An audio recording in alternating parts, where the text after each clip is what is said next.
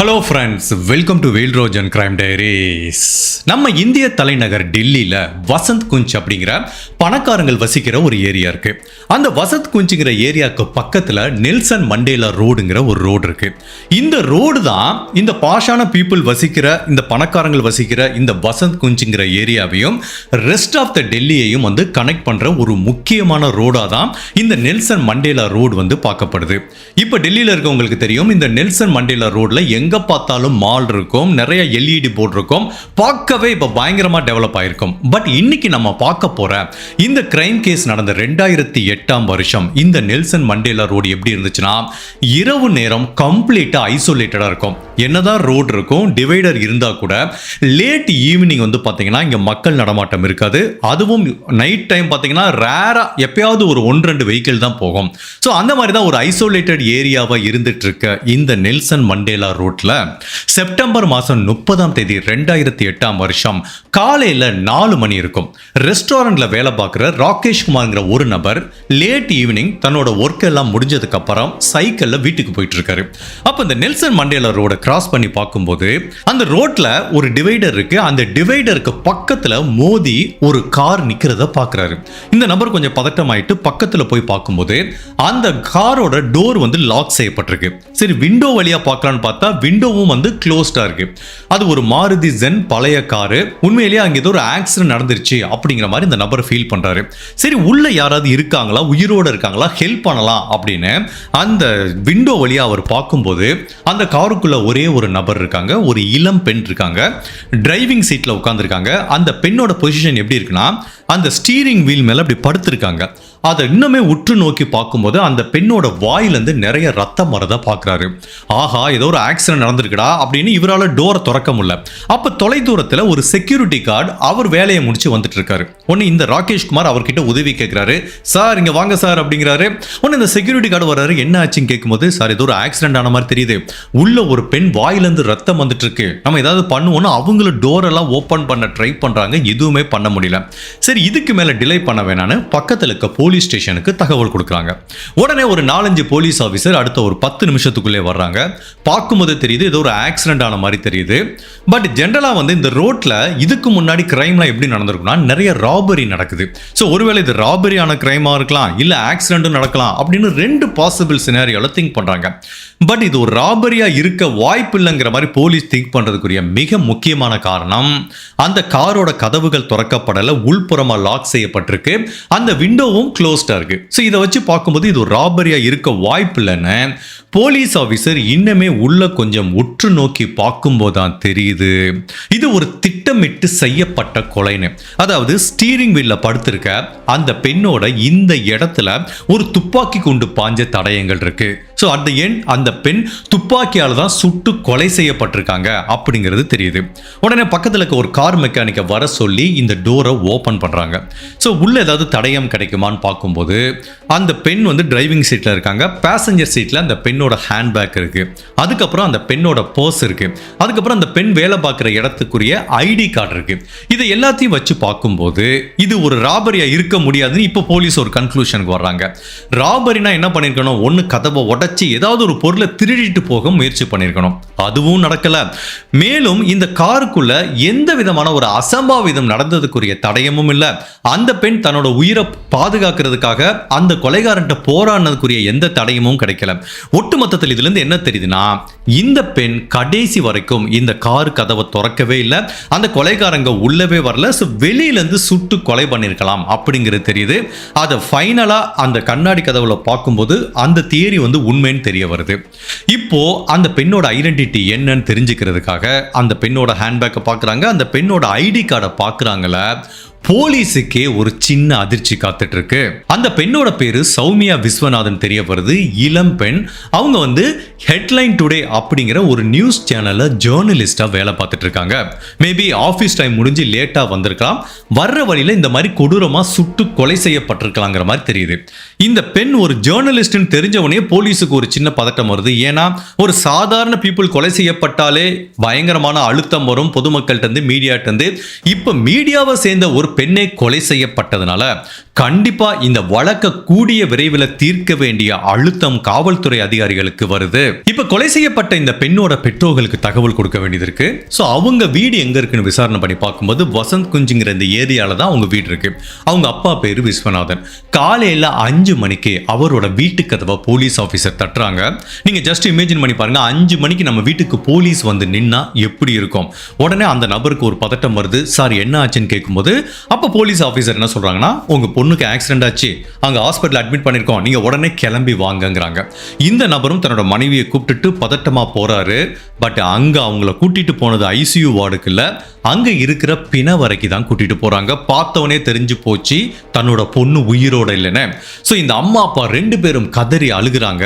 இந்த தம்பதிகளுக்கு மொத்தம் 2 பெண் குழந்தைகள். கொலை செய்யப்பட்ட இந்த சௌமியா விஸ்வநாதன் 2வது பெண் குழந்தை. சோ உண்மையிலேயே அவங்களுக்கு ஒண்ணுமே புரியல. வழக்கம் போல வேலைக்கு போற பொண்ணு ஜென்ரலா நைட்டு 10-11 மணிக்கு வந்துருவா. அன்னைக்கு வந்து பாத்தீங்கன்னா ஏதோ ஒரு கிரைம் நடந்திருக்கு ஏதோ ஒரு இடத்துல. அதனால நியூஸ் சேனல்ல அவங்க வேலை பார்க்கறதுனால நைட்டு எக்ஸ்ட்ரா வேலை பார்த்துட்டு அன்னைக்கு ஒரு நாள் லேட்டா வந்திருக்காங்க. ஈவன் ஆபீஸ்ல இருந்து கிளம்பும் போதே அந்த பெண் அவங்க அம்மாவுக்கு கால் பண்ணிருக்காங்க, நான் சீக்கிரமா வந்துருவேன்னு சொல்லி. உண்மையிலேயே இந்த பெண்ணுக்கு என்ன நடந்தது, எதுக்காக இவங்களை சுட்டு கொலை பண்ணாங்க அப்படின்னு யாருக்குமே தெரியல. இப்ப போலீஸ் ஆபீசர் அவங்க அம்மா அப்பா கிட்ட கேக்குறாங்க, உங்க பெண்ணுக்கு யாராவது காதலர் இருக்காங்களா, இல்ல யாராவது தெரிஞ்ச எதிரி இருக்காங்களா, குடும்ப பகை இருக்கா, அப்படிங்கிற மாதிரி பலவித ஆங்கிள் விசாரணை பண்ணா கூட, சார் எங்க பொண்ணு எல்லாத்துட்டையும் நல்ல ஃப்ரெண்ட்லியா பழகுவா, அவளுக்கு எதிரின்னு யாருமே இல்லைங்கிற மாதிரி தான் அவங்க அம்மா அப்பா சொல்றாங்க. பட் ஜேர்னலிஸ்டா வேலை பார்க்கறதுனால மேபி அவங்களோட ப்ரொஃபஷன் ரிலேட்டடா நிறைய எதிரிகள் அவங்க சம்பாதிக்கிறதுக்கு வாய்ப்பு இருக்கு.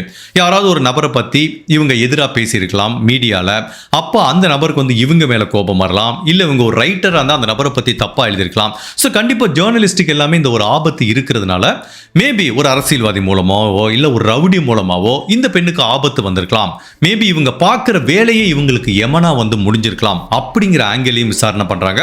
பட் ஒன்று மட்டும் போலீஸுக்கு பெரியுது, இது வந்து ராபரிக்காக செய்யப்பட்ட கொலை இல்ல, இந்த பெண் மரணம் அடையணும் அப்படிங்கிற நோக்கத்துல தான் கொலை செஞ்சிருக்காங்க. ஸோ இதுக்குரிய மோட்டிவ் ஒரு பர்சனல் ரீசனா இருக்கிறதுக்கு வாய்ப்பு இருக்குங்கிற மாதிரி தான் திங்க் பண்றாங்க. ஸோ இந்த கிரைம் நடந்தது 2008ஆம் வருஷம் இந்திய தலைநகர்ல. ஸோ 2010ஆம் வருஷம் காமன்வெல்த் கேம்ஸ் வந்து டெல்லியில நடக்கிற மாதிரி ஒரு பிளான்ல இருக்கிறதுனால இப்படிப்பட்ட பெண்களுக்கு பாதுகாப்பு இல்லாத ஒரு ஊர்ல போய் இந்த மாதிரி கேம்ஸ் நடக்கலாமா அப்படிங்கிற மாதிரி காவல்துறை அதிகாரிகளுக்கும் அந்த டெல்லியை ஆண்டுட்டு இருக்க அரசியல்வாதிகளுக்கும் வந்து நிறைய அழுத்தம் வர ஆரம்பிக்குது. அதே டயத்துல பாத்தீங்கன்னா பொதுமக்களுக்கும் ஒரு பதட்டம் வருது.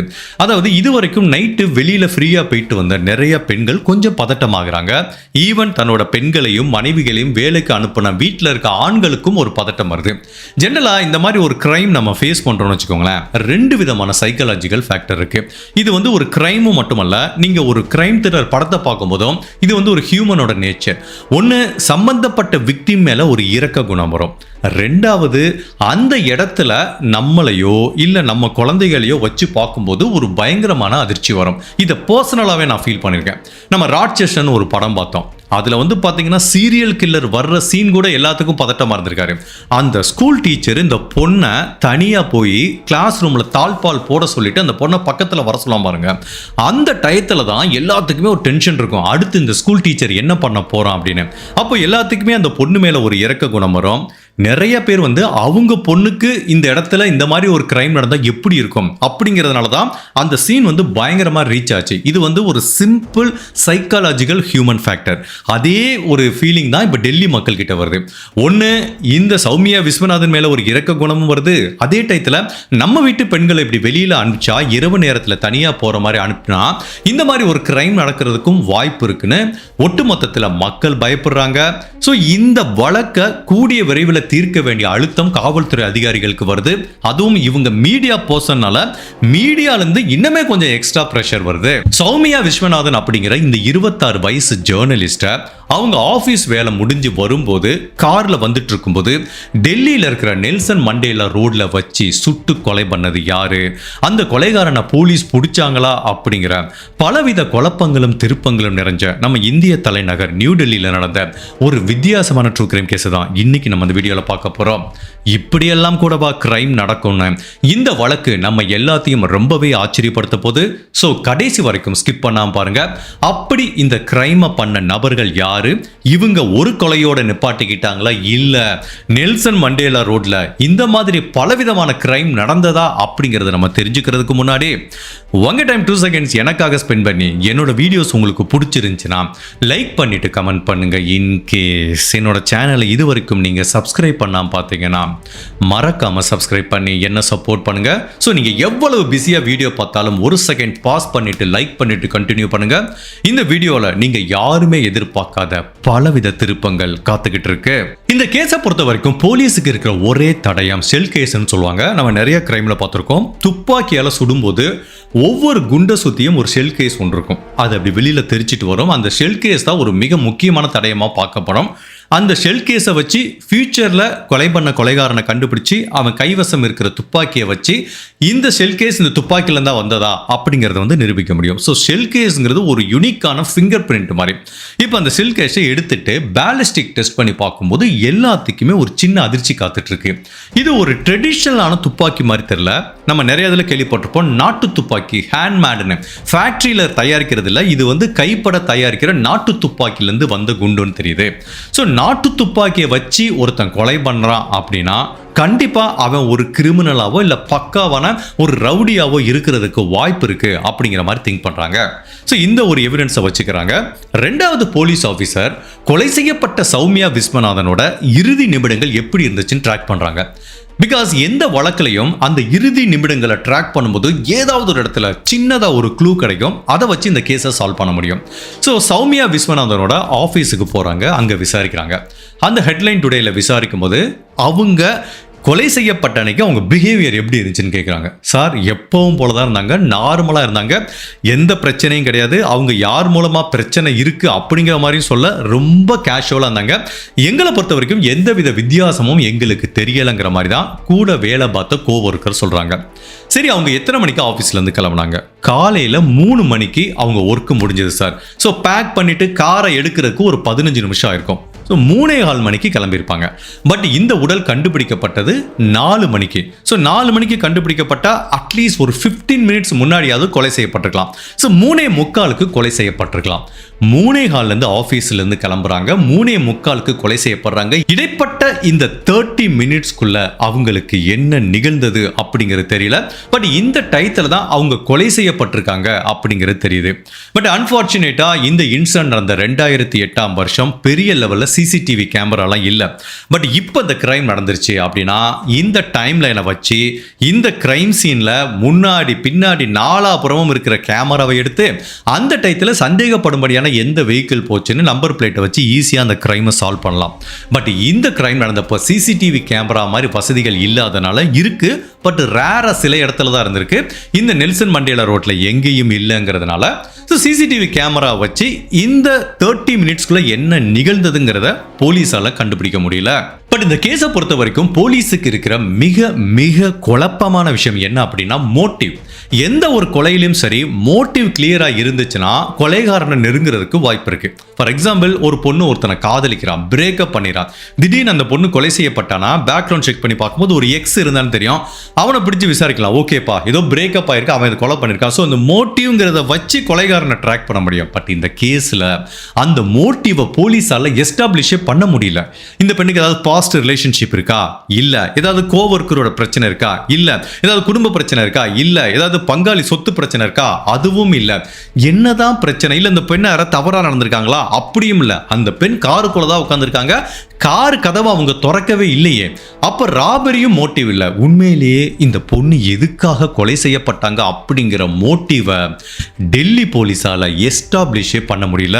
இந்த கிரைம் நடந்து சில மாதங்கள் கழித்து டெல்லியில எலெக்ஷன் வர்றதுனால ஆப்வியஸ்லி எதிர்க்கட்சிகள்லாம் இதை ஒரு ஆயுதமா பயன்படுத்துவாங்க. அப்படிங்கிறதுனால அப்ப டெல்லி முதலமைச்சராக இருந்த ஷீலா தீக்ஷித் அப்படிங்கிற பெண்மணி இந்த வழக்கை சால்வ் பண்றதுக்கு அளவுக்கு அதிகமான முக்கியத்துவம் கொடுக்குறாங்க. ஏன்னா இந்த வழக்கை சால்வ் பண்ணாம ஓட்டு கேட்க போக முடியாது.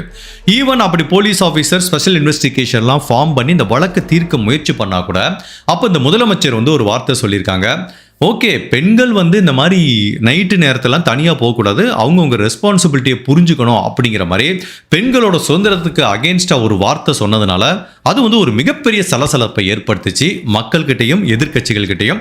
பட் அப்படி இருந்தால் கூட இந்த முதலமைச்சர் அமைச்சர் ஸ்பெஷல் இன்வெஸ்டிகேஷன் டீம் வந்து இந்த கொலைகாரனை வலை வீசி தேட ஆரம்பிக்கிறாங்க.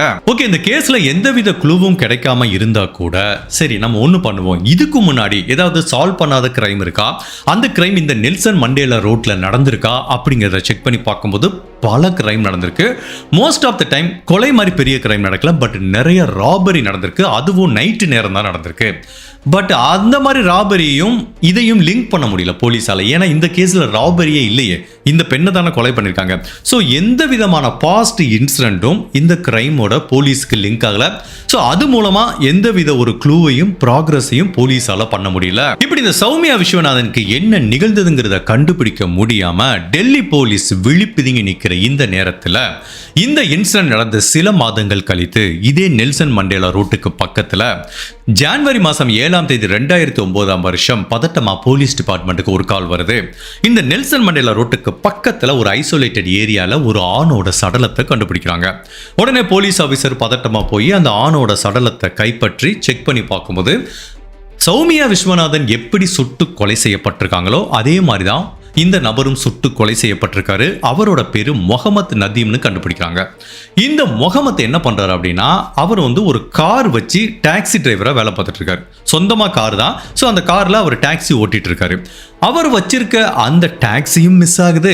அதே டயத்தில் அவர் உடம்புல போட்டிருந்த சில நகைகளும் மிஸ் ஆகுது. ஸோ முகமது நதீம் அப்படிங்கிற இந்த நபரோட கொலைக்கான மோட்டிவ் வந்து கிளியரா இருக்கு. ராபரிக்காக இந்த கொலை பண்ணிருக்காங்க இதே நெல்சன் மண்டேலா ரோட்ல. சரி, சில மாதங்களுக்கு முன்னாடி சௌமியா கொலை செய்யப்பட்டாங்களோ அதையும் இதே நபர் தான் பண்ணியிருப்பாரா அப்படின்னு பார்த்தா ரெண்டுக்குமே மோட்டிவ் வேற வேற மாதிரி இருக்கு. சௌமியா கேஸ்ல ராபரியே கிடையாது. பட் இந்த முகமதுங்கிற நபரோட கேஸ்ல வந்து பாத்தீங்கன்னா ஒன்லி ராபரி மட்டும்தான் மோட்டிவா இருக்கு. பட் ரெண்டு பேருமே ஒரே ஏரியால வச்சு தான் கொலை செய்யப்பட்டிருக்காங்க. பட் இந்த ரெண்டு கேஸுக்கும் இருக்கிற ஒற்றுமை என்ன அப்படின்னா, இந்த ரெண்டு கிரைமுமே நைட்டில் நடந்திருக்கு, ஒரு ஏர்லி மார்னிங் தான் நடந்திருக்கு.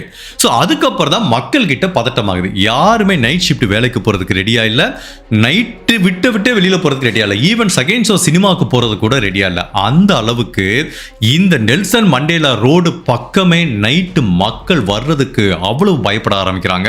இப்படி இந்த ரெண்டாவது கொலையும் தீர்க்க முடியாம டெல்லி போலீஸ் விழிப்புதுங்கி நிற்கிற இந்த நேரத்தில் மார்ச் மாதம் 19ஆம் தேதி 2009 ஒரு தம்பதிகள் பதட்டமா போலீஸ் ஸ்டேஷனுக்கு வர்றாங்க. சார், நேத்து நைட்டு வேலைக்கு போன என்னோட பொண்ணு திரும்ப வரவே இல்லை, நீங்க கம்ப்ளைண்ட் பதிவு பண்ணுங்கிறாங்க. சரி, உங்க பொண்ணோட பேரு வயசு இதெல்லாம் கேட்கும்போது என்னோட பொண்ணுக்கு 25 வயசு ஆகுது, நோய்டால இருக்க ஒரு ஆஃபீஸில் வேலை பார்த்துட்டு இருக்கா, டெய்லி ஆஃபீஸ் கேப் அனுப்புவாங்க. ஸோ மதியம் 3 மணிக்கு ஷிஃப்ட் ஆரம்பிக்கும், மறுநாள் ஏர்லி மார்னிங் வரைக்கும் அந்த ஷிஃப்ட் இருக்கும். ஸோ காலையில் எப்படி 3-4 மணிக்கு வீட்டுக்கு வந்துடுவா, இன்னைக்கு வரவே இல்லை, கம்ப்ளைண்ட் எடுத்துக்கோங்க அப்படிங்கிற மாதிரி அவங்க சொன்னா கூட போலீஸ் ஆஃபீஸர் இது ரொம்ப சீரியஸாக எடுத்துக்க விரும்பலை. பிகாஸ் ஓகே, சின்ன பொண்ணு யாராவது பாய் ஃப்ரெண்டோட ஓடி போயிருக்கலாம், இல்லை எங்கேயாவது போய் தங்கியிருக்கலாம், ஒரு 2 நாள் கழிச்சு வாங்க பார்ப்போம் அப்படிங்கிற மாதிரி ரொம்ப அசால்ட்டாக ஒரு பதில் சொல்றாங்க. அப்போ இந்த தம்பதிகளுக்கு வந்து லோக்சபா ஸ்பீக்கராக இருக்க சோமஸ் சாட்டர்ஜிங்கிற ஒரு நபர், ஒரு பெரிய பொலிட்டீஷியனோட கான்டாக்ட் இருக்கு. இப்போ அவர்கிட்ட போய் நடந்ததை கேட்கும்போது அந்த லோக்சபா ஸ்பீக்கர் வழியா அழுத்தம் வந்ததுக்கு அப்புறம் போலீஸ் ஆஃபீஸர் இந்த கம்ப்ளைண்ட்டை வந்து ரெஜிஸ்டர் பண்றாங்க. இப்போ போலீஸ் ஆஃபீஸர் டீட்டெயில் கேட்குறாங்க. சொல்லுங்கம்மா, உங்க பொண்ணு பேர் என்ன? என்னோட பொண்ணோட பேர் ஜிகிஷா. சரி, எத்தனை மணிக்கு வேலைக்கு போனாங்க, எப்போ வருவாங்க, ஏன் இன்னைக்கு வரல அப்படின்னு கேட்குறாங்க. ஸோ இவங்களும் வழக்கம்போல சொல்கிறாங்க, சார் முந்தின நாள் மதியம் ஷிஃப்ட்டுக்கு போனா, ஸோ அவளுக்கு வந்து மறுநாள் காலையில் ஷிஃப்ட் முடிஞ்சது, நோய்டாலேருந்தே கேபில் தான் வருவா, கேபில் வரும்போதே எனக்கு கால் பண்ணா, இன்னொரு 1/2 hourல வீட்டுக்கு வந்துடுவேன்னு. பட் வீட்டுக்கு வரவே இல்லை சார் அப்படிங்கிற மாதிரி இவங்க வந்து ஒரு கம்ப்ளைண்ட் பண்ணுறாங்க. இப்போ போலீஸ் ஆஃபீஸருக்கு ஒரு குழப்பமா இருக்கு. இவங்க ஆஃபீஸ் கேபில் தான் வந்தாங்க கிளம்புனாங்க அப்படின்னா ஒன்று வீட்டுக்கு வந்திருக்கணும், இல்லை பாதி தூரத்தில் ஏதாவது மிஸ் ஆயிருந்தா நம்மளுக்கு ட்ராக்கிங் ரெக்கார்டு வந்து ட்ராக்காக இருக்கும். ஸோ ஆஃபீஸ்லேருந்து எந்த கேப்பில் பிக்கப் பண்ணாங்க எப்படிங்கிற டீட்டெயில்ஸ் வந்து தகவல் கரெக்டாக எடுக்க முடியுங்கிறதுனால இந்த ஜிகிஷாவோட ஆஃபீஸுக்கு போய் விசாரிக்கிறாங்க. ஆஃபீஸில் என்ன சொல்கிறாங்கன்னா, சார் காலையில் 2:30 மணிக்கு அந்த பொண்ணு கிளம்பி போயிட்டா, இந்த கேப் டிரைவர் தான் போனான்னு ஒரு டாக்ஸி அந்த கேப் டிரைவரையும் கூப்பிடுறாங்க. அவர் என்ன சொல்றாரு, சார் நான் இவங்க வீட்லயே போய் டிராப் பண்ணிட்டேன், அதுக்கப்புறம் எனக்கு என்ன நிகழ்ந்ததுன்னு தெரியாது அப்படிங்கிறாரு. இப்போ எல்லாத்துக்குமே அந்த கேப் டிரைவர் மேல சந்தேகம் வருமா? ஸோ அவனை டீப்பா விசாரிக்கும் போதும், ஈவன் அங்கங்க இருக்கிற சில சிசிடிவி ரெக்கார்டை வச்சு பார்க்கும்போதும் இந்த கேப் டிரைவர் சொல்றது உண்மைன்னு தெரியுது. ஸோ இவர் என்ன பண்ணியிருக்காரு, போய் அந்த பொண்ணை டிராப் பண்ணிட்டு திரும்ப வந்ததுக்குரிய நிறைய தடயங்கள் கிடைச்சதுனால இப்போ போலீஸுக்கே ஒன்றும் புரியல. அந்த பொண்ணை போய் வீட்டில் போய் டிராப் பண்ணிட்டாங்க. பட் வீட்டுக்கு வரலன்னு அவங்க அம்மா அப்பா சொல்றாங்களே. நம்ம சில கிரைம்ல பார்ப்போம்ல, பெத்த பொண்ணையை கொலை பண்ணிட்டு பெத்தவங்களே நாடகம் ஆன மாதிரி நிறைய கிரைம் கூட பார்த்துருப்போம்ல. ஒருவேளை அவங்க அம்மா அப்பாவை ஏதோ பண்ணிட்டு நாடகம் ஆடுறாங்களோ அப்படிங்கிற ஒரு சின்ன குழப்பம் போலீஸுக்கு வர ஆரம்பிக்குது. பட் ஒன்று மட்டும் புரியுது, இந்த பொண்ணு ஆஃபீஸ்ல இருந்து கிளம்பியிருக்காங்க, வீட்டில் அந்த பொண்ணை வந்து டிராப் பண்ணியிருக்காங்க. ஆனால் அவங்க அம்மா அப்பா வீட்டுக்குள்ள அந்த பொண்ணு வரலங்கிறாங்க. பட் காணாம போன இந்த ஜிகிஷாங்கிற பெண்ணோட வீடு எங்க இருக்கு அப்படின்னா, இவங்க வீடு நெல்சன் மண்டேலா ரோட்டுக்கு பக்கத்துல தான் இருக்கு. சரி ஒன்று பண்ணுவோம், அவங்களோட செல்போன் டேட்டா ரெக்கார்டை எடுத்து பார்க்கலாம் அப்படின்னு. அப்போ என்னதான் வசதி குறைவா இருந்தா கூட அப்போ இருக்கிற டெக்னாலஜியை வச்சு பார்க்கும்போது கடைசியா இவங்க செல்போன் எங்க லிங்க் ஆயிடுச்சுன்னா, இவங்க வீட்டுக்கு பக்கத்துல இருக்க ஒரு டவர்ல தான் லிங்க் ஆயிருக்கு. சரி கடைசி அந்த பெண் யாரு கூட ஃபோன் பேசியிருக்காங்க அப்படின்னு பார்த்தா, காலையில 3:30 மணிக்கு ஒருத்தரோட பேசியிருக்காங்க, அவங்க கோ ஒர்க்கர். இப்போ அவங்களை கூப்பிட்டு விசாரிக்கும் போது அவங்க என்ன சொல்றாங்கன்னா, சார் ஆமா சார், நான் ஒரு விஷயத்துக்காக அந்த பொண்ணு கால் பண்ணேன். அந்த பொண்ணு அப்பதான் அவங்க வீட்டில் போய் இறங்கினா. ஜென்ரலாக அவங்க வீட்டில் வந்து ஃபர்ஸ்ட் ஃப்ளோரில் இருக்கு. ஃபர்ஸ்ட் ஃப்ளோர் போனால் அவ்வளோ சிக்னல் கிடைக்காது. எப்போவுமே சரி ஃபோன் பேசினா கிரவுண்ட் ஃப்ளோர்ல இருந்தால் அந்த பொண்ணு பேசும். மேபி என்கிட்ட ஃபோன் பேசுறதுக்காக அந்த பொண்ணு வந்து கிரவுண்ட் ஃப்ளோரில் வெயிட் பண்ணியிருக்கலாம். அப்படி நாங்கள் 2 பேரும் ஃபோன் பேசிட்டே இருக்கும்போதே திடீர்னு அந்த பெண்ணோட அலறல் சத்தம் கேட்டது. ஃபோன் வந்து கட் ஆயிடுச்சு. நான் திரும்ப ட்ரை பண்ண ரீச் ஆகலை. நான் நினச்சிக்கிட்டேன் சரி ஏதோ யாரோ கத்திட்டு போயிருக்காங்க, ஃபோன் வந்து சார்ஜ் இல்லாமல் ஆஃப் ஆயிருக்கும், நாளைக்கு பேசிக்கலான்னு விட்டுட்டேன். பட் எனக்கு தெரியாத அந்த பொண்ணுக்கு இவ்வளோ பெரிய பேராபத்து நிகழ்ந்திருக்கு அப்படின்னு. இப்போ போலீஸால எல்லா டாட்டையும் கனெக்ட் பண்ண முடியுது. அந்த பொண்ணு கிளம்பியிருக்காங்க, வீட்டுக்கு வந்திருக்காங்க, வீட்டு வாசல்ல இறக்கி விட்டுருக்கா. அந்த பொண்ணோட வீடு ஃபர்ஸ்ட் ஃப்ளோர் இருக்கு. ஸோ ஏறுறதுக்கு முன்னாடி கீழே ஒரு ஃபோன் வந்ததுனால வெயிட் பண்ணும்போது, ஸோ அவங்க வீட்டு கிரவுண்ட் ஃப்ளோர்ல வெயிட் பண்ணிட்டு இருக்கும்போது இந்த பெண்ணுக்கு ஏதோ ஒரு ஆபத்து நிகழ்ந்திருக்கு. அங்க வச்சுதான் அந்த பெண்ணை கடத்திட்டு போயிருக்காங்க அப்படிங்கிறது வந்து இவங்க கோவொர்க்கர் சொன்ன டீட்டெயிலையும் அவங்களோட செல்போன் டேட்டா ரெக்கார்ட்ல இருந்தும் போலீஸ் ஆபீசர் கண்டுபிடிக்கிறாங்க.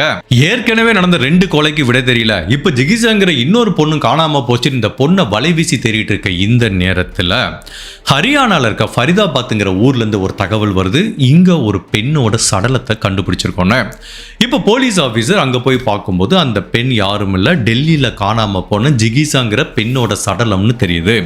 ஸோ இந்த கொலைகாரங்க ஸ்மார்ட்டா டெல்லியில நெல்சன் மண்டேலா ரோட்ல வச்சு அந்த பொண்ணை கடத்திட்டு ஹரியானால இருக்க ஃபரிதாபாத்ல போய் தூக்கி போட்டிருக்காங்க. ஜெனரல் அந்த மாதிரி இன்டர் ஸ்டேட் இருக்கு பாத்தீங்களா, இதை நம்ம நிறைய கேஸ்ல பார்த்திருக்கோம். நிறைய பேர் ஸ்மார்ட்டா என்ன பண்ணுவாங்கன்னா, ஒரு ஸ்டேட்ல கொலை பண்ணிட்டு இன்னொரு ஸ்டேட்ல தூக்கி போட்டு போனா எங்க உடல் கண்டுபிடிக்கப்பட்டதோ அங்கதான் போலீஸ் ஆபீசர் வந்து ட்ராக் பண்ணி அந்த லோக்கல்ல தான் தேடிட்டு இருப்பாங்க. அப்ப இந்த ஸ்டேட்டுக்கு வர்றதுக்குரிய சான்சஸ் கம்மி. அதனால இந்த கிரைமை சால்வ் பண்ண முடியாதுங்கிறதுனால நிறைய கிரிமினல்ஸ் வந்து இந்த மாதிரி பண்றாங்க.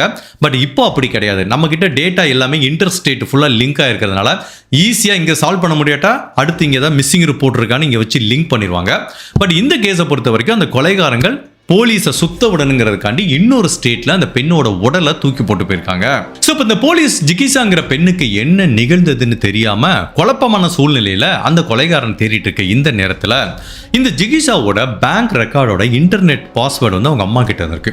ஒரு நாள் அவங்க அம்மா லாகின் பண்ணி பார்க்கும்போது எப்போ இந்த பெண் கொலை செய்யப்பட்டாங்களோ அன்னைக்கு வந்து 1 லட்ச ரூபா பணம் வந்து அவங்க அக்கௌண்ட்ல இருந்து ஸ்பெண்ட் ஆயிருக்கு. ஸோ இந்த பெண்மணி அவ்வளோ பணத்தை ஸ்பெண்ட் பண்ணிருக்க வாய்ப்பு இல்லை. இப்போ இந்த தகவலை போலீஸ் ஆஃபீஸர் கிட்ட சொல்றாங்க. இப்போ போலீஸ் ஆஃபீஸர் பேங்கை கான்டாக்ட் பண்ணி இந்த 1 லட்ச ரூபா பணம் அந்த நைட்டு ஃபுல்லா எங்கெல்லாம் ஸ்பெண்ட் ஆயிருக்காங்க அப்படிங்கிற மாதிரி டீட்டெயிலை கண்டுபிடிக்கும் போது ஏடிஎம்ல இருந்து கொஞ்சம் பணம் வித்ட்ரா பண்ணிருக்காங்க. அதுக்கப்புறம் நிறைய ஷாப்பிங் பண்ணிருக்காங்க, ஷூ வாங்கியிருக்காங்க, நிறைய ட்ரெஸ் வாங்கியிருக்காங்க, கண்ணா பின்னான்னு ஆடம்பரமா செலவழிச்சிருக்காங்க. ஒட்டு மொத்தத்தில் 1 லட்ச ரூபாய்க்கு மேல செலவு பண்ணிருக்காங்க. ஸோ இதை பார்க்கும்போதே நல்லாவே தெரியுது இது இந்த பெண் பண்ணியிருக்க வாய்ப்பு இல்லை அப்படின்னு. இந்த காலத்து ஜெனரேஷன் பீப்புள் வந்து டெபிட் கார்டெலாம் நீங்கள் யூஸ் பண்ணுவீங்க. இப்போலாம் நம்ம கூகுள் பே யூஸ் பண்ணுறோம். ஈவன் ஒரு 15-20 வருஷத்துக்கு முன்னாடி நீங்கள் டெபிட் கார்டை யூஸ் பண்ணால் என்ன ஆகும் அப்படின்னா, ஒரு 1000 ரூபீஸுக்கு யூஸ் பண்ணுறீங்கன்னா ஒரு ரெசிப்ட் ஜென்ரேட் ஆகும். அந்த ரெசிப்டில் சைன் பண்ண சொல்லுவாங்க. இப்போலாம் அந்த மாதிரி கிடையாது. இப்போ தான் அந்த பின் நம்பர்லாம் என்ட்ரு பண்ணோம். அப்போ வந்து பின் நம்பர்லாம் கிடையாது, வெறும் சைன் பண்ணி கொடுக்கணும். ஸோ எந்த கடையில் இந்த ஷூ வாங்கியிருக்காங்க, ட்ரெஸ் வாங்கியிருக்காங்க அப்படிங்கிற லிஸ்ட்டை எடுத்து அங்கே போய் பார்க்கும்போது அந்த ரெசிப்ட்ல வந்து ஒரு சைன் போட்டிருக்கு. அந்த சைன் வந்து கொலை செய்யப்பட்ட ஜிகிசாங்கிற பெண்மணிக்கு சொந்தமான சைன் இல்லைன்னு தெரியுது. ஸோ இதுல இருந்து இவங்களை கொலை பண்ண அந்த கொலைகாரன் தான் இவங்களோட டெபிட் கார்டை யூஸ் பண்ணி ஸ்பெண்ட் பண்ணியிருக்கான் அப்படிங்கிறது தெரியுது. இப்போ அந்த கடையில் இருக்கிற அந்த பில் போடுற நபர்கிட்ட கேட்குறாங்க, அங்கே கேமராலாம் இல்லை. அந்த நபர் என்ன சொல்றாரு, சார் ஒரு 3-4 பேர் வந்தாங்க சார், எல்லாமே பசங்க தான், நல்ல சின்ன சின்ன பசங்க மாதிரி தான் இருந்தாங்க அப்படிங்கிற மாதிரி அந்த நபர் சொல்றாரு. சரி, இன்னொரு ஏடிஎம் ஷாப்ல பணம் எடுத்திருக்காங்களே, அங்க வந்து ஒரு கேமரா இருக்கு. அந்த கேமராவை பார்க்கும்போது சரியா ஃபேஸ் தெரியல, பட் இதே மாதிரி தான் ஒரு 4-5 பேர் சின்ன சின்ன பசங்க வந்து பணம் எடுத்துட்டு போனது தெரியுது. இப்போ அந்த ஏடிஎம் வாசல்ல ஒரு செக்யூரிட்டி இருப்பாரா, அவர் என்ன சொல்றாரு அப்படின்னா, சார் எனக்கு நல்லா ஞாபகம் இருக்கு சார், ஒரு அன்டைம்ல ஒரு 4 பேர் வந்தானுங்க, ஒரு பொண்ணு கூட வந்துச்சு, ஆனால் அந்த பொண்ணு வந்து இன்னொருத்தங்க கூட அந்த காரு பக்கத்திலே நின்றுச்சு, அந்த பொண்ணு ஏதோ பயந்துட்டு இருக்க மாதிரி இருந்துச்சு. ஸோ இந்த பசங்க தான் வந்து பணம் எடுத்துட்டு போனாங்க அப்படிங்கிற மாதிரி அந்த நபர் சொல்றாரு. ஸோ இவங்க எல்லாரும் சொல்றதை வச்சு பார்க்கும்போது இந்த கிரைமை ஒரு கேங் சேர்ந்து தான் பண்ணியிருக்காங்க. ஒரு 3-4 பேர் அதில் இன்வால்வ் ஆயிருக்கிறதுக்கு வாய்ப்பு இருக்கு. பட் அந்த ஏடிஎம் கேமரால என்னதான் ஃபேஸ் விசிபிளாக இல்லாமல் இருந்தால் கூட அந்த பின் நம்பரை என்ட்ரு பண்ணும்போது அந்த நபரோட கை விசிபிளாக தெரியுது. அதில் வித்தியாசமான ஒரு டேட்டூ இருக்கு. இந்த டேட்டூவை ஒரு போலீஸ் ஆஃபீஸர் பார்க்குறாரு. சார் எனக்கு இவனை நல்லாவே தெரியும் சார், இவன் நம்ம கூட தான் சார் வேலை பார்க்குறான் அப்படிங்கிற மாதிரி சொல்றாரு. அப்போ அந்த இன்ஸ்பெக்டர் கேட்குறாரு, என்னது நம்ம கூட வேலை பார்க்குறானா, அவன் போலீஸ் அப்படின்னு கேட்டதுக்கு, சார் இவன் போலீஸ் இல்லை சார், நம்ம கிட்ட வேலை செய்கிற இன்ஃபார்மெண்ட். அதாவது போலீஸுக்கு என்ன மாதிரி இன்ஃபார்மெண்ட் இருப்பாங்கன்னா, உண்மையிலே அண்டர் கிரவுண்ட் போலீஸ் ஆஃபீஸர்லாம் இருக்குன்னு அவசியம் இல்லை. ஒரு ரவுடியை வந்து பிக்கப் பண்ணி இன்னொரு ரவுடி கும்பலுக்குள்ள அனுப்பி அவங்க மூலமாக இன்ஃபார்மெண்ட்டாக இருக்க சொல்லுவாங்க. அந்த மாதிரி நிறைய லோக்கல் பீப்புள் இன்ஃபார்மெண்ட் வந்து போலீஸுக்கு தகவல் கொடுப்பாங்க, பணம் வாங்கிப்பாங்க. அந்த மாதிரி தான் சார் இவனோட டேட்டு எனக்கு நல்லா தெரியும் சார், இவன் நம்மளுக்கு இன்ஃபார்மெண்ட்டாக வேலை பார்த்துருக்கான். ஏன் சௌமியா விஸ்வநாதன் கொலை வழக்கில் கூட ஃபுல்லாக என்ன நடந்துச்சுன்னு வந்து பக்கத்தில் நம்ம கூட இருந்தால் டெய்லி அப்டேட் கேட்டுகிட்டே இருப்பான் சார். பட் இவன் இந்த கொலையில் இன்வால்வ் ஆகிருக்கு, எனக்கு ஷாக்கிங்காக இருக்குங்கிறாரு. ஸோ இவனோட பேர் என்ன அப்படின்னா ரவி கபூர்னு தெரிய வருது.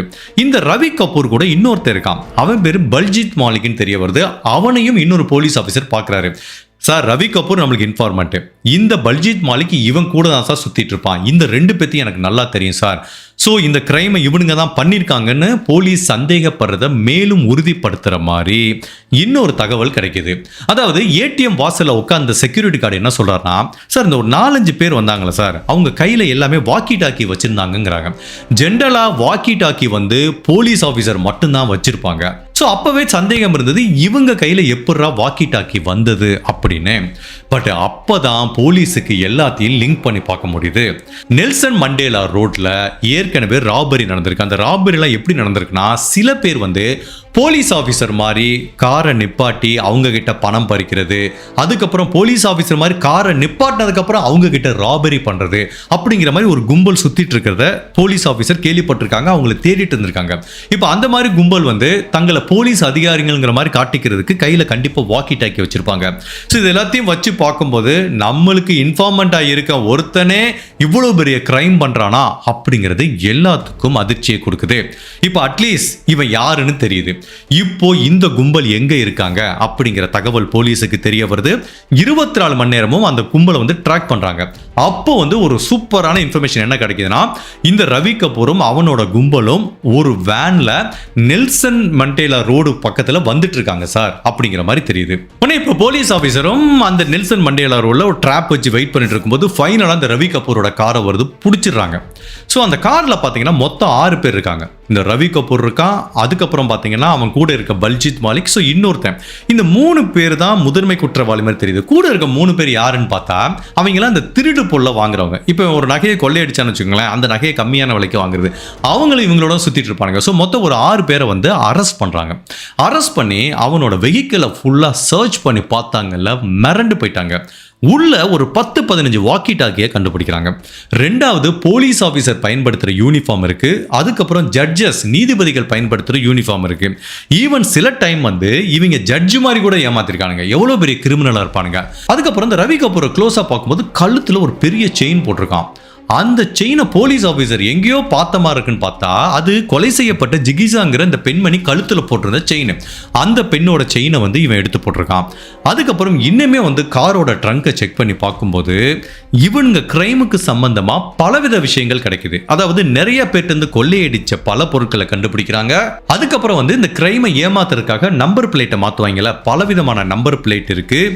ஈவன் பலவிதமான பேன் கார்டை கண்டுபிடிக்கிறாங்க. ஸோ இதுல இருந்து பார்த்தாலே தெரியுது, சந்தேகமே கிடையாது, இந்த கும்பல் தான் இவ்வளோ நாள் அந்த கிரைமை பண்ணிட்டு இருக்காங்க அப்படிங்கிறது தெரியுது. பட் டைரக்டா ஜிகிஷாங்கிற பெண்ணோட மாடல்ல இவங்க லிங்க் பண்ண முடியுது. ஏன்னா அந்த பெண்ணோட செயின் வந்து இவங்க கிட்ட இருக்கு. இப்போ எல்லாத்தையும் அரெஸ்ட் பண்ணி அவங்க வீடை போய் செக் பண்ணி பார்க்கும்போது அந்த வீட்டில் ஏற்கனவே முகமது நதீம்னு ஒரு டிரைவர், கேப் டிரைவர் கொலை செய்யப்பட்டார்ல, அவரோட வேனும் மிஸ் ஆயிருக்கு, அவரோட நகையும் மிஸ் ஆயிருக்குல, அவர்கிட்ட கொள்ளையடிக்கப்பட்ட நகை, அதுக்கப்புறம் அவர்கிட்ட திருடப்பட்ட வேனையே வேற நம்பர் பிளேட் போட்டு புதுசாக மாற்றி வீட்டில் வச்சிருக்காங்க. அதையும் கண்டுபிடிக்கிறாங்க. ஸோ இப்போ இந்த கேஸை பொறுத்த வரைக்கும் முகமது நதீம் அண்ட் ஜிகிசா இந்த 2 பேரோட கேஸ்லையும் இந்த கும்பலை வந்து லிங்க் பண்ண முடியுது. இப்போ போலீஸுக்கு நல்லாவே தெரியுது சௌமியா விஸ்வநாதனையும் இவங்க தான் கொலை பண்ணியிருக்கணும். பட் அதுதான் போலீஸுக்கு புரியல. இவங்க பண்றது ராபரி, அதுக்காக தான் கொலை பண்றாங்க. பட் சௌமியா விஸ்வநாதன் எதையுமே திருடலையே. அப்போ உண்மையிலேயே இந்த கும்பல் தான் அவங்களை கொலை பண்ணிருப்பாங்களா இல்ல வேற யாராவது பண்ணிருப்பாங்களா அப்படிங்கிற ஒரு சந்தேகம் வருது. சோ ஃபர்ஸ்ட் இந்த ரவி கபூர் கிட்டையும் அந்த பல்ஜித் மாலிக் கிட்டையும் கன்ஃபெஷன் கேட்கும்போது இதை ஒத்துக்கிட்டாங்க. ஜிகிஷாவை இவங்க தான் கடத்திட்டு போய் கொலை பண்ணிருக்காங்க, முகமதையும் இவங்க தான் கடத்திட்டு போய் கொலை பண்ணிருக்காங்க. ஸோ ஜிகிஷா கேஸ்ல என்ன நடந்திருக்கு அப்படின்னா, இவங்க வேலையே நைட்டு ஃபுல்லா இந்த நெல்சன் மண்டேலா ரோட்ல சுத்த வேண்டியது. யாரெல்லாம் தனியா வர்றாங்களோ, நடந்து வர்றவங்க, பைக்ல வர்றவங்க, கார்ல வர்றவங்க. ஸோ கார்ல வந்தாங்கன்னா போலீஸ் மாதிரி நிப்பாட்டி அவங்க கிட்ட கிரைம் பண்ண வேண்டியது. இந்த மாதிரி சுத்திட்டே இருக்கும்போது தான் ஜிகிஷா வந்து ஆஃபீஸ்ல இருந்து காலைல 3:30 மணிக்கு இறங்கியிருக்காங்க. அந்த வீட்டு கிரவுண்ட் ஃப்ளோர்ல இறங்கி உள்ள போறப்ப அந்த பொண்ணோட கெட்ட நேரமா என்ன கரெக்டா அப்ப கால் வந்திருக்கு. மேலே போய் பேசினா சிக்னல் கிடைக்காது, கீழே அந்த காலை பேசிட்டு போலான்னு வெயிட் பண்ணிட்டு இருக்க நேரத்தில் தான் இந்த கும்பல் வந்திருக்காங்க. அப்போ யாருமே இல்லை, இந்த பெண் தனியாக நிற்கிறத பார்க்குறாங்க. நல்லா கழுத்தில் நகை போட்டிருக்காங்க, ஏதோ ஐடியில் வேலை பார்க்குற பொண்ணு மாதிரி இருக்கு. ஸோ நிறைய காசு கிடைக்கும் அப்படிங்கிற மாதிரி இவனுங்க என்ன பண்ணிட்டாங்கன்னா, அப்படி வேனை பக்கத்தில் போய் நிப்பாட்டிட்டு அந்த பொண்ணுக்கிட்ட அட்ரஸ் கேட்குற மாதிரி கேட்டு பக்கத்தில் வர வைக்கிறாங்க. அந்த பொண்ணு ஏதோ ஹெல்ப் பண்ணலாங்கிற நோக்கத்தில் வரும்போது டக்குன்னு உள்ளே இழுத்து போடுறானுங்க. ஸோ ஃபர்ஸ்ட் நேரம் அந்த பொண்ணை மிரட்டி ஏடிஎம் கூட்டிட்டு போயிட்டு பணம் எடுக்கிறானுங்க. அதுக்கப்புறம் அந்த பெண்ணை கொலை பண்ணதுக்கு அப்புறம் இவனுங்களே போய் டெபிட் கார்டை எடுத்து எல்லா இடத்துலையும் பர்ச்சேஸ் பண்ணி போலீஸ் இந்த பெண்ணோட சடலத்தை கண்டுபிடிச்ச கூடாது அப்படிங்கிறதுக்காக தான் வேற ஸ்டேட்ல ஹரியானாவில் போய் தூக்கி போட்டு வந்திருக்காங்க. முகமது நதீம்ங்கிற நபர்கிட்டையும் இதே தான் பண்ணியிருக்காங்க. டிராஃபிக் கான்ஸ்டபிள் மாதிரி வண்டியை நிப்பாட்டி கொள்ளையடிக்க முயற்சி பண்ணும்போது அந்த நபர் எதிர்ப்பு தெரிவிச்சுக்கிறாரு. ஸோ அந்த நபரை கொலை பண்ணிட்டு நகையெல்லாம் கொள்ளையடிச்சிட்டு வேனையும் கொள்ளையடிச்சிட்டு போயிருக்காங்க. சரி ஓகேப்பா, ரெண்டுக்குமே மோட்டிவ் இருக்கு. பட் சௌமியா விஸ்வநாதனை இவனுங்க தான் பண்ணியிருப்பாங்களா இல்லையா அப்படின்னு டவுட்ல இருக்கும்போது அந்த பல்ஜித் மாலிக்னு ஒரு நபர் இருக்கான்ல, அவன் சொல்றான், சார் சௌமியா விஸ்வநாதனையும் நாங்க தான் கொலை பண்ணோம் அப்படிங்கிறத கன்ஃபெஷன் பண்ணிக்கிறானுங்க. பட் மோட்டிவ் என்னங்கிறது அவங்க சொன்னாதான் தெரியும். பட் போலீஸுக்கு தெரியும் ராபரி வந்து மோட்டிவ் இல்லை. சரி எதுக்குடா கொலை பண்ணீங்க அப்படின்னு கேட்டா, சார் அன்னைக்கு இப்படி தான் சார், வழக்கம் போல் ஒரு 3 மணிக்கு இந்த நெல்சன் மண்டேலா ரோடில் சுற்றிட்டு இருந்தோம். அப்போ வந்து இந்த கார் வந்தது, இந்த பொண்ணு தான் அந்த காரை ஓட்டிட்டு வந்துச்சு. சரி வழக்கம் போல் இந்த காரை நிப்பாட்டி கொள்ளையடிக்கலான்னு பார்க்கறதுக்காக அந்த பொண்ணு இப்படியே பண்ணிட்டு இருந்துச்சு. நாங்கள் அந்த பொண்ணை சேஸ் பண்ண ஆரம்பித்தோம், ஃபாஸ்ட்டாக போனோம். அந்த பொண்ணுக்கு தெரிஞ்சு போச்சு இவங்க நம்மகிட்ட ஏதோ ப்ராப்ளம் பண்ண வர்றாங்கன்னா அந்த பொண்ணு வந்து ஃபாஸ்ட்டாக போகுது, இவங்களை விட ஓவர்டேக் பண்ணி போகுது. பட் இந்த இடத்துல கொள்ளையடிக்கணுங்கிற நோக்கத்தை தாண்டி இவங்களோட ஈகோ வந்துருச்சு. இந்த ரோட் ரேஜ்னு சொல்லுவாங்கல்ல, அது எப்படி நானே எவ்வளோ பெரிய ஆள், எவ்வளோ கொலை பண்ணுறேன், கொள்ளை அடிக்கிறேன், போலீஸால் என்னை பிடிக்க முடியல, நீ வந்து ஒரு பொண்ணு, நீ வண்டியை ஓட்டுற, என்ன மீறிட்டு போயிடுவா, உனக்கு நான் என்ன பண்ணுறேன் பாருங்க. அந்த பொண்ணு ஃபாஸ்ட்டாக ஓட்டுது. அது எதுக்கு ஃபாஸ்ட்டாக ஓட்டுதுன்னா இவங்க நம்மளை ஏதாவது பண்ணிடுவாங்க பயந்துட்டு தப்பிச்சு போகிறதுக்காக போகுது.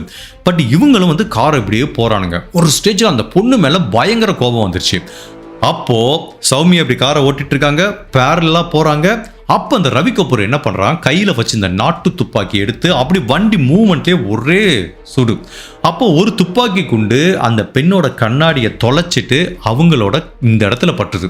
அப்படி பட்டவனே ஆச்சு, அந்த இடத்துல வண்டி வந்து கொலாப்ஸ் ஆகி இவங்க போய் செவத்தில் இடிச்சிடுறாங்க. ஸோ அப்படி இடிச்சவொடனே ஜஸ்ட் அப்படியே அந்த ஸ்டீரிங் வீலில் விழுந்து அவங்க அந்த இடத்துல பரிதாபமாக இறந்து போயிடுறாங்க. ஏன்னா துப்பாக்கி குண்டு பாஞ்சிருது. இவனுங்க அந்த இடத்த விட்டே காலி பண்ணிட்டு போயிட்டானுங்க. ஒரு 2 மணி நேரம் கழிச்சு சரி என்ன நடக்குதுன்னு பார்க்கலான்னு வந்தப்போ தான் அதுக்குள்ளேயே போலீஸ்லாம் வந்துட்டாங்க. இவனுங்களை ஒன்றுமே தெரியாத மாதிரி என்னாச்சுன்னு கேட்டால் இந்த மாதிரி யாரோ ஒருத்தவங்களை கொலை பண்ணிட்டாங்களாம் அப்படின்னு சொல்லி விசாரிக்கும் போது இவங்களும் ஒன்றுமே தெரியாத மாதிரி எஸ்கேப் ஆயிருக்காங்க. ஸோ சௌமியா விஸ்வநாதனை கொலை பண்ணது வந்து ராபரிக்காக பண்ணதில்ல, ஜஸ்ட் ஒரு ரோட் ரேஜ், இவங்களோட ஈகோவை தூண்டி விட்டதுனால இது நடந்திருக்கு அப்படிங்கிற மாதிரி கன்ஃபெஷன் பண்ணுறாங்க. ஸோ இப்போ இந்த 3 பேரோட கன்ஃபெஷனும் ரெடி ஆகுது. ஸோ இந்த 3 பேரையும் அரெஸ்ட் பண்ணுறாங்க. இப்போ முதல் கட்ட விசாரணையில் இந்த ரவி கபூர்ங்கிற நபர்கிட்ட இருந்து ஒரு நாட்டு துப்பாக்கியை கைப்பற்றாங்க. அந்த நாட்டு துப்பாக்கியை பேலிஸ்டிக் டெஸ்ட் பண்ணி பார்க்கும்போது அது ரவி கபூரோட அந்த நாட்டு துப்பாக்கியில் இருந்தா வந்த குண்டு தான் சௌமியாவை கொலை பண்ணது அப்படிங்கிறது வந்து நிரூபிக்கப்படுது. அது ஒரு மிக முக்கியமான எவிடன்ஸா பார்க்கப்படுது. ஸோ இந்த 3 பேரையும் அரெஸ்ட் பண்ணி இந்த 3 வழக்குல போலீஸ் சேர்த்தா கூட, ஈவன் இந்த கொள்ளையடிக்கப்பட்ட பொருட்களை வாங்கி விற்கிற அந்த 3 நபரை அரெஸ்ட் பண்ணா கூட, இவங்க கிட்ட இருக்க பணத்தை வச்சு நிறைய டிஃபென்ஸ் டீமை, பெரிய பெரிய லாயரை வாங்கி இவனுங்க என்ன பண்ணுவாங்கன்னா இந்த வழக்கை உடைக்கிறதுக்கு முயற்சி பண்ணுவாங்க. ஓகே, துப்பாக்கிகளுக்கு குண்டுகள் வந்து மேட்ச் ஆகுது, அதெல்லாம் கரெக்ட் தான். பட் அந்த துப்பாக்கி எங்களுக்கு சொந்தமானது இல்லை அப்படின்னு இவங்க நிரூபிக்கலாம்ல. போலீஸே ஒரு துப்பாக்கி எடுத்து வேணுமே எவிடன்ஸை எல்லாம் எங்களோட காருக்குள்ள பிளாட் பண்றாங்க அப்படிங்கிற மாதிரி டிஃபென்ஸ் டீம் வந்து இந்த வழக்கை உடைக்கிறதுக்கு வாய்ப்பு இருக்கு. அப்படிங்கிறதுனால டெல்லி டீம் வந்து இவங்க மேல ஸ்பெஷலான ஒரு பிரிவுக்கு கீழே வழக்கு பதிவு பண்றாங்க. அதாவது நம்ம ஊர்ல குழந்தைகள் கிட்ட தவறா நடக்கிறவங்களுக்கு எப்படி போக்சோ ஆக்ட் அப்படிங்கிற மாதிரி மும்பைல முகாகா அப்படிங்கிற ஒரு ஆக்ட் இருக்கு. MCOCN, Maharashtra control of organise crime act அப்படின்னு. இது வந்து எதுக்கு கொண்டு வந்தாங்க அப்படின்னா, மும்பையில் இருக்கிற அந்த நிழல் உலக தாதாக்களை ஃபுல்லாக காலி பண்ணுறதுக்காண்டி தான் முகாகாங்கிற அந்த ஆக்ட் எடுத்துகிட்டு வந்தாங்க. இந்த ஆக்டை யூஸ் பண்ணி ஃபைனலாக டெல்லி போலீஸும் இந்த கும்பல் மேலே அந்த முகாகாங்கிற ஆக்ட் வந்து பதிவு பண்ணுறாங்க. இந்த ஆக்டில் பதிவு பண்ணால் என்ன அப்படின்னா 2 பெனிஃபிட் இருக்குது. ஒன்று வந்து இந்த ஆக்டுக்கு கீழே அரெஸ்ட் பண்ணால் அவங்களுக்கு வந்து பெயில் கிடைக்காது. ஃபர்ஸ்ட், நீ என்ன தலைகீழ நின்னாலும் பெயில் கிடைக்காது. ரெண்டாவது மிக முக்கியமான விஷயம் இந்த முகாகோ ஆக்டில் என்ன அப்படின்னா, இப்போ நான் நிறைய கிரைம் கேஸில் சொல்லியிருக்கேன். இப்போ ஒருத்தரை அரெஸ்ட் பண்ணி விசாரிக்கிறாங்க, அவன் ஒரு கன்ஃபெஷன் சொல்கிறான்னு வச்சுக்கோங்களேன், அதை மட்டும் ஒரு தடயமாக வச்சு அவன் தண்டனை வாங்கி தர முடியுமா அப்படின்னா முடியாது. இப்போ அவன் கன்ஃபெஷன் சொல்கிறான், நான் தான் கொலை பண்ணேன்னு, நாளைக்கு கோர்ட்டுக்கு போகிறாங்க, என்ன மிரட்டி கன்ஃபெஷன் வாங்கிட்டாங்கன்னு சொன்னால் அந்த கேஸ் அங்கேயே உடஞ்சி போயிருது. அன்லஸ் அன்டில் அவனுக்கு அகைன்ஸ்டாக எவிடன்ஸ் இல்லாத வரைக்கும் இந்த கேஸ் ஒன்றும் செல்லுபடி ஆகாது. பட் இந்த முகாகோங்கிற ஆக்ட் வழியாக அரெஸ்ட் பண்ணும்போது அவங்க கிட்ட ஒரு கன்ஃபெஷன் வாங்கணும் அப்படின்னா அந்த கன்ஃபெஷனை அவங்களுக்கு அகைன்ஸ்டாக ஒரு தடயமாக யூஸ் பண்ணலாம். தட் மீன்ஸ் இந்த ஆக்ட் வழியா நீ கன்ஃபெஷன் கொடுத்துட்டேன்னா அது வந்து ஒரு மிக முக்கியமான தடயமா பார்க்கப்படும். அந்த கன்ஃபெஷன் மூலமா உனக்கு தண்டனை வாங்கி தர முடியும். இது சூப்பர்ல. ஸோ அதனால தான் டெல்லி போலீஸ் என்ன பண்றாங்க, இந்த 3 பேரையும், ஈவன் அந்த நகைகளை வாங்கி திருடி வித்து அந்த இன்னொரு 3 பேரையும் இந்த ஆக்டுக்கு கீழே அரெஸ்ட் பண்ணி இவங்களுக்கு பெயில் வாங்க முடியாம கண்ட்ரோல் பண்ணி வைக்கிறாங்க. பட் இந்த கேஸை பொறுத்தீங்கன்னா 3 கொலை வழக்கு பதிவு செய்யப்படுது. ஸோ ஃபர்ஸ்ட் முகமது நதீம், அந்த கேஸ் வந்து கிளியராகவே எவிடன்ஸ் இருக்கு. அதாவது அந்த முகமது நமீதோட வேனு, அவரோட நகையெல்லாம் இவங்க வீட்டில் கண்டுபிடிக்கப்படுது. ஸோ டைரக்ட் எவிடன்ஸ் இவங்க கொடுத்த கன்ஃபெஷன். அடுத்து வந்து பார்த்தீங்கன்னா 2வது ஜிகிஷா கேஸில் சொல்லவே வேணாம், அவங்க நகையை இவங்க போட்டிருந்தானுங்க. ஸோ இவங்க கொடுத்த கன்ஃபெஷன் எல்லாத்தையும் வச்சு ஜிகிஷாவும் இவங்க தான் கொலை பண்ணாங்க அப்படிங்கிறது வந்து உறுதி செய்யப்பட்டு ஜிகிஷாவோட வழக்கில் இதில் முதன்மை குற்றவாளியாக கருதப்படுற அந்த 3 பேத்துக்கும் மரண தண்டனை கொடுக்குறாங்க. நதீம் அப்படிங்கிற இன்னொரு நபரோட வழக்கில் ஆயுள் தண்டனை கொடுக்குறாங்க. இந்த நகைகளை வாங்கி வித்து அவங்களோட சுத்திட்டு இருந்த இன்னொரு 3 பேருக்கும் ஒரு குறைவான தண்டனை கொடுக்கப்படுது. பட் இந்த சௌமியா விஸ்வநாதோட கேஸ்ல வந்து பாத்தீங்கன்னா ஒரே பிரச்சனை என்னன்னா, இவங்க கொடுத்த கன்ஃபெஷன் இருக்கு, அதே டயத்துல அந்த துப்பாக்கி, நாட்டு துப்பாக்கி வந்து பேலிஸ்டிக் டெஸ்ட் பண்ணி நிரூபிச்சிருக்காங்க. பட் லைசன்ஸ்டு துப்பாக்கினா ஓகே, இவர் பேர்ல தான் துப்பாக்கி வாங்கப்பட்டிருக்கு, அது பேலிஸ்டிக் டெஸ்ட்ல மேட்ச் ஆச்சு அப்படின்னா ஈஸியா அந்த கேஸ் முடிஞ்சிடும். நாட்டு துப்பாக்கினா யார் வேணாலும் ரெடி பண்ணிருக்கலாம், அது லைசன்ஸ் இல்லாம யார் வேணாலும் இல்லீகலா பயன்படுத்துறதுனால இப்ப ரவி கபூர் அது என் துப்பாக்கியே இல்லைன்ட்டான். அப்போ என்ன ஆகுதுன்னா, எந்த விதமான பிசிக்கல் எவிடன்ஸும் இல்லை, டைரக்ட் எவிடன்ஸும் இல்லை. பட் இந்த முகோகா ஆக்ட் மூலமா இவங்க கொடுத்த கன்ஃபெஷன் மட்டும்தான் இருக்கு. அதனால இந்த முகமது நமீது வழக்கிலையும் ஜிகிஷாவோட வழக்கிலையும் உடனே தண்டனை கிடைச்சா கூட இந்த சௌமியா விஸ்வநாதரோட வழக்குல இவங்களோட அந்த ட்ரையல் வந்து 15 வருடங்கள் நடந்துட்டு இருக்கு. ஃபைனலா அக்டோபர் மாசம் 2023 வருஷம் தான் தீர்ப்பு கிடைக்குது. அதுல சம்பந்தப்பட்ட இந்த 3 குற்றவாளிகளுக்கும் ஆயுள் தண்டனை கிடைக்குது. அந்த மீதம் இருக்கிற வாங்கி வித்த பொருட்களை வாங்கி விற்கிற அவங்க கூட்டாளிகள் 3 பேத்துக்கும் 7 வருடங்கள் சிறை தண்டனை கொடுக்குறாங்க. பட் இந்த 3 பேர் இருக்கானுங்களே நகைகளை வாங்கி விற்கிறவங்க, அவங்க ஏற்கனவே 14 வருஷம் சிறையில் இருந்ததுனால இப்போ அவங்களுக்கு வந்து ரிலீஸ் கிடைச்சிருச்சு.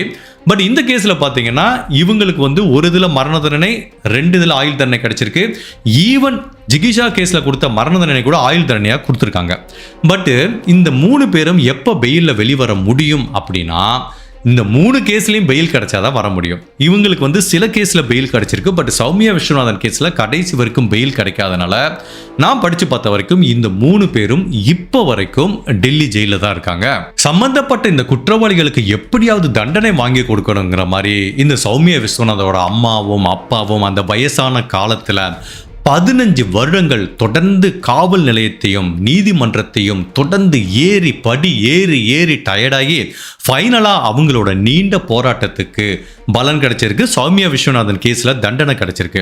பட் என்னதான் இந்த நபர்களுக்கு மற்ற 2 கேஸ்ல தண்டனை கிடைச்சா கூட அவங்க அம்மா அப்பாவை பொறுத்த வரைக்கும் அவங்க பொண்ணு வழக்குக்குன்னு ஒரு தண்டனை கிடைச்சாதான் அந்த பொண்ணோட ஆத்மா சாந்தி அடையும் அப்படிங்கிற மாதிரி நினைச்சிட்டு இருந்தாங்க. கடைசியில் அவங்களோட நீண்ட போராட்டத்துக்கும் விடை கிடைச்சது.